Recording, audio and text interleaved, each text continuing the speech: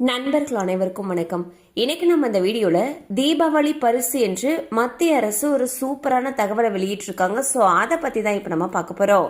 தீபாவளி பரிசாக PF பணத்தை முழுமையாக எடுக்கும் வசதியை மத்திய அரசு கொண்டு வந்துள்ளது. இதன்படி பணியாளர் மற்றும் நிறுவனம் என 2 கணக்கில் இருந்தும் 100% வரை பணம் எடுக்கலாம். கிளைம் பிரிவுகளும் 3ஆக குறைக்கப்பட்டுள்ளதுடன் திருமணம், கல்விக்காக விட்ராவல் எண்ணிக்கையும் அதிகரிக்கப்பட்டுள்ளது. அதே நேரம் வட்டி பலன்களை பெறும் வகையில் குறைந்தபட்ச இருப்பு தொகை 25% நிர்ணயிக்கப்பட்டுள்ளது. ஸோ பாத்தீங்கன்னா வரக்கூடிய தீபாவளி பண்டிகையை முன்னிட்டு உங்களுடைய PF அக்கவுண்ட்ல இருந்து 100% வரைக்கும் பணம் எடுக்கலாம் அப்படின்னு சொல்லிட்டு மத்திய அரசு அறிவிச்சிருக்காங்க.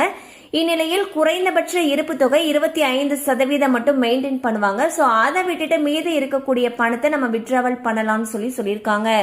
கண்டிப்பா அந்த அப்டேட் உங்களுக்கு பயனுள்ளதா இருந்திருக்கும் நம்புறோம். மேலும் இது போல அப்டேட்ஸ் உங்களை உடனே ரீச் ஆகணும்னு நினைச்சீங்கன்னா நம்ம சேனலோட தொடர்ந்து இணைந்திருங்கள். தேங்க்யூ ஃபார் வாட்சிங்.